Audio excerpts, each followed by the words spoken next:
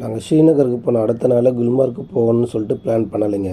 ஏன்னாக்கா உலகத்தோட உயரமான இடமான குல்மார்க்கில் வந்து ஆக்சிஜன் கம்மியாக இருக்கும். அதனால் முதல்ல ஸ்ரீநகருக்கு பக்கத்தில் வேறு எதனாவது உயரமான மலைப்பகுதிக்கு போயிட்டு அங்கே நம்ம உடம்பை பழக்கிக்கிட்டு அடுத்த நாள் வந்து குல்மார்க் போகலான்னு பிளான் போட்டிருந்தோங்க.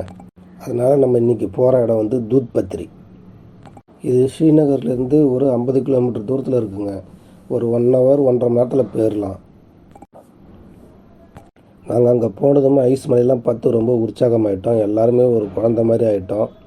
அங்கே பசுமை நிறைந்த புல்வெளிகள் பறந்து விரிஞ்சு இருந்துச்சு. பார்க்குறதுக்கு கண் கொள்ள காட்சி இருந்துச்சு. மலை உச்சியில் வந்து வெண்பொருத்திய ஐஸ் மலைகளும் கீழே வந்து பச்சை நிற புல்வெளிகளும் ரொம்ப பிரம்மாண்டமாகவும் ரம்மியமாகவும் இருந்துச்சு பார்க்குறதுக்கு.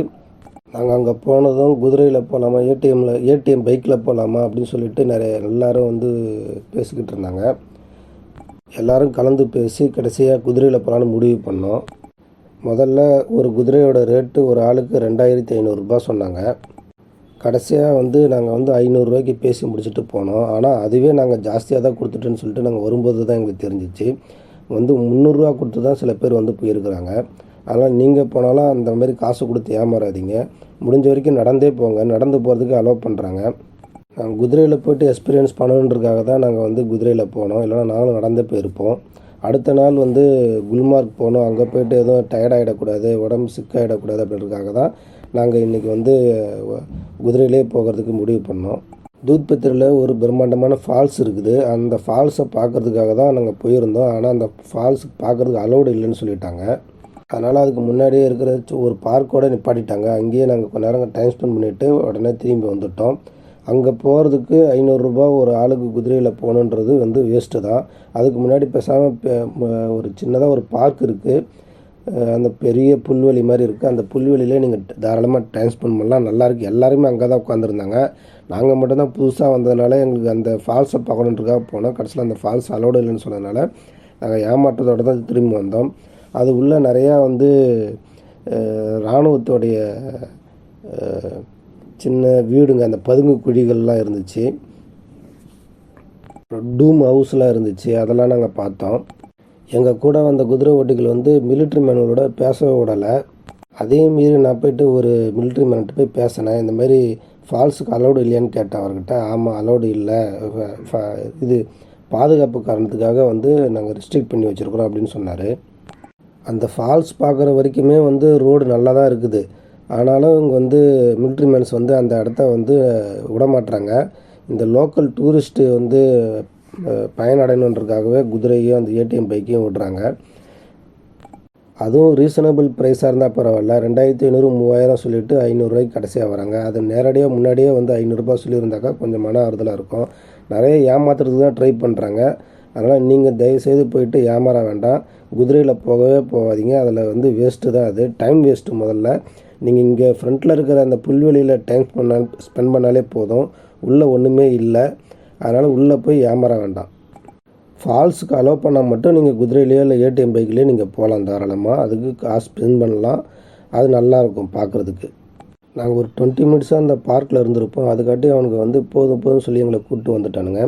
அதை விட கொஞ்சம் தூரத்தில் நிறைய பேர் போயிருந்தாங்க. அந்த இடத்துக்கு எங்களை கூப்பிட்டே போகல. என்ன காரணம் கேட்டால் அங்கே ஒன்றுமே இல்லை, அங்கே போகிறதே வேஸ்ட்டு, அங்கே போகாதீங்க.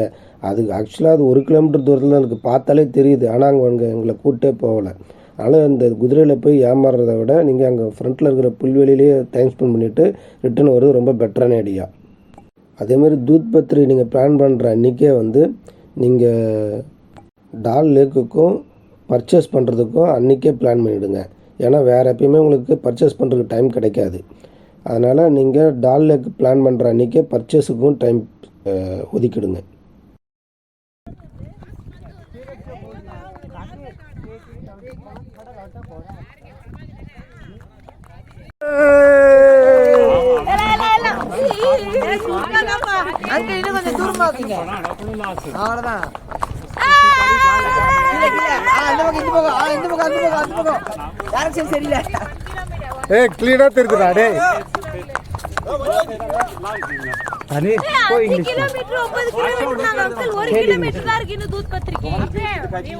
நம்மளை கூப்பிட்டுட்டு போகிற டிரைவரும் வந்து அங்கங்கே வந்து நிப்பாட்டுறாரு. அதுவும் அவருக்கு எங்கே கமிஷன் கிடைக்குமோ அங்கே தான் நிப்பாட்டுறாரு. அதை பற்றி குவாலிட்டியை பற்றியோ இல்லை நம்மளுடைய கஷ்ட நஷ்டத்தை பற்றி அவர் கவலைப்படுறது கிடையாது. அவர் சம்பாதிக்கணும் அப்படின்றதுல தான் மெயினான குறியாக இருக்கிறாரு. அதனால் நீங்கள் டிரைவர்ஸ் எங்கன்னா நிப்பாட்டினாக்கா நீங்கள் அங்கே போகாதீங்க. வேறு எதனா உங்களுக்கு பிடிச்ச இடத்துல நிப்பாட்ட சொல்லுங்கள். அங்கே தான் விலை கம்மியாகவும் இருக்குது. ஆக்சுவலாக 30 ரூபாய்க்கு உள்ள சாப்பாட்டை நாங்கள் வந்து 80 ரூபா கொடுத்து சாப்பிட்டோம். அதாவது ஒரே ஒரு பூரியை 80 ரூபா கொடுத்து சாப்பிட்டோம். அதுக்கு காரணம் அந்த டிரைவர் தான். அந்த டிரைவரு கமிஷன் வாங்கிடுறாரு. கமிஷன்னா 50 ரூபா 100 ரூபாலாம் கிடையாது, 300 ரூபா 400 ரூபா அப்படின்னு கமிஷன் வாங்குறாரு. ஆளுக்கு தகுந்த மாதிரி கமிஷன் வாங்குறாங்க. இங்கே இருக்கிற எல்லாருமே வந்து அதிகமாக ஸ்மோக் பண்ணுறாங்க. எங்களுக்கு கூட வந்த டிரைவரும் வந்து அடிக்கடி சிகரெட் பிடிச்சிட்டே வந்தார். கார்லேயே சிகரெட் பிடிக்கலாமான்னு கேட்டார். நாங்கள் பிடிக்கக்கூடாதுன்னு சொல்லிட்டோம். எங்களுக்கு அதெல்லாம் பிடிக்காதுன்னு சொன்னதுனால அவர் அடிக்கடி காரை நிப்பாட்டி அங்கங்கே சிகரெட்டு குடிச்சிட்டே இருந்தார். அதனாலேயே எங்களுக்கு டைம் ரொம்ப வேஸ்ட் ஆச்சு. ஒரு 20 மினிட்ஸு ட்ரைவ் பண்ணாருனாக்கா ஒரு 10 மினிட்ஸு ரெஸ்ட் எடுத்துக்கிட்டு அவர் வந்து சிகரெட் அடிக்க ஆரம்பிச்சிட்டார். இதனால் எங்களுக்கு ரொம்ப டைம் வேஸ்ட் ஆச்சு. இது வேணும்னே அவர் வந்து டைம் டிலே பண்ணுறது தான்ன்றது எங்களுக்கு நல்லாவே தெரிஞ்சுது. வேறு வழி இல்லை. நாங்கள் பேக்கேஜின்னு புக் பண்ணிட்டதுனால நாங்கள் அட்ஜஸ்ட் பண்ணிக்க வேண்டியதாக போயிடுச்சு. நீங்கள் ஸ்ட்ரிக்டாக சொல்லிவிடுங்க. இந்த மாதிரி வந்து நீங்கள் பேக்கேஜில் புக் பண்ணிங்கனாக்கா இந்த மாதிரியான விஷயத்தெல்லாம் வந்து இருக்கக்கூடாதுன்னு சொல்லி நீங்கள் ஸ்ட்ரிக்டாக சொன்னீங்கனாக்கா அதை அவாய்ட் பண்ணிக்கலாம் ஃப்யூச்சரில். காஷ்மீரில் ஒவ்வொரு இடத்துலையுமே டிப்ஸு கேட்டு வாங்குறாங்க. அதுவும் 50 100ன்னு கொடுத்தாலாம் வாங்க மாட்டுறாங்க. 500 ரூபா கேட்குறாங்க. மினிமம் 500 கேட்குறாங்க. அதெல்லாம் வந்து நீங்கள் ஸ்ட்ரிக்டாக அவாய்ட் பண்ணிவிடுங்க. அதெல்லாம் தர முடியாது சொல்லுங்கள். அவங்க வந்து நம்ம அப்படி ரொம்ப ஸ்ட்ரிக்டாக தர முடியாது சொல்லும்போது என்ன பண்ணுறாங்கன்னா கெஞ்சி கேட்க ஆரம்பிச்சிடுறாங்க.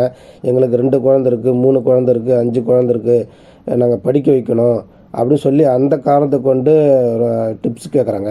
நம்ம ஏற்கனவே அதிக காசு கொடுத்து தான் நம்ம வந்து போய்கிட்டு இருக்கிறோம். இதில் வேறு இவங்க வந்து டிப்ஸு கேட்டு நம்மளை தொந்தரவு பண்ணுறாங்க. அதுவே ரொம்ப நமக்கு வந்து ஒரு இரிட்டேட்டிங்காக இருக்குது நமக்கு.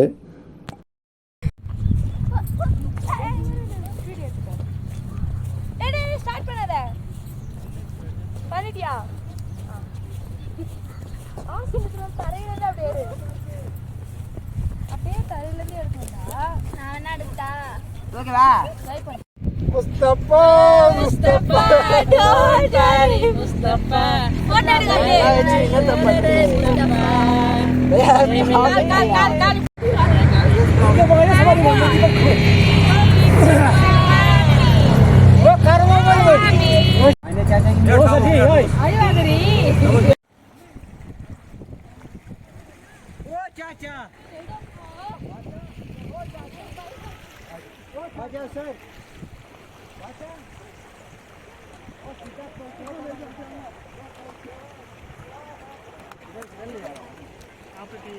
அதுமாதிரி நாங்கள் ரீல்ஸ் எடுத்து தரோம், ஃபோட்டோ எடுத்து தரோம், ஒரு ரீல்ஸுக்கு 150 ரூபா தான் அப்படின்னு சொல்லி பேசுகிறாங்க. அவங்க காட்டுற ரீல்ஸ் ரொம்ப நல்லா இருக்குது பார்க்குறதுக்கு.